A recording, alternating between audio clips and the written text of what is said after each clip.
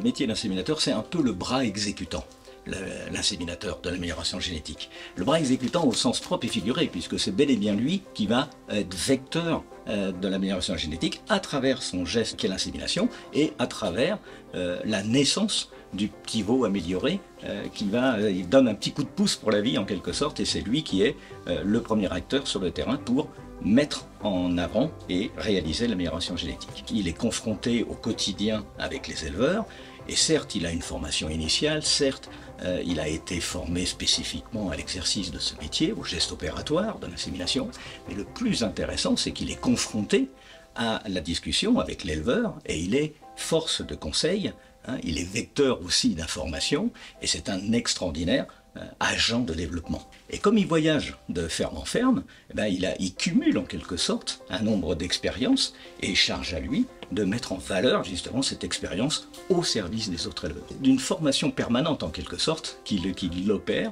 et qu'il le met à disposition des autres éleveurs. Donc cette confrontation de terrain le met en situation, et c'est quand on est mise en situation de difficulté qu'il faut trouver des solutions à apporter en conseil des éleveurs. Donc c'est ce rôle d'agent de développement qui est pour moi très important, de faire reconnaître comme étant un outil humain, mais un outil de formation auprès des éleveurs. La place d'un inséminateur dans une action de développement, d'abord, il est encadré, parce qu'effectivement, ça nécessite quand même d'avoir une vision politique, technique, économique. Il applique une politique technique décidée par l'État ou par des privés sur le terrain. Donc il est acteur de la mission qu'on lui confie, en quelque sorte. Mais en termes d'agent de développement, c'est le technicien qui passe le plus de temps dans les exploitations. Donc c'est le technicien qui est connu de la part des éleveurs, en matière de reproduction aussi, mais si une vache a des problèmes de santé ou des problèmes d'alimentation et autres, il doit être une personne ressource pour pouvoir aiguiller soit sur le vétérinaire, soit sur le spécialiste de l'alimentation, soit sur le technicien de la laiterie.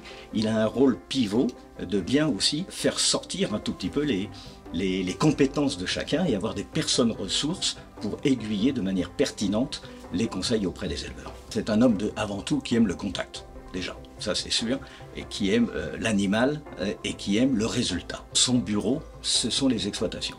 Donc c'est un homme qui aime parler, communiquer et qui a besoin de mettre du lien entre les exploitants et ses autres collègues inséminateurs. Et il doit partager beaucoup aussi ses expériences professionnelles.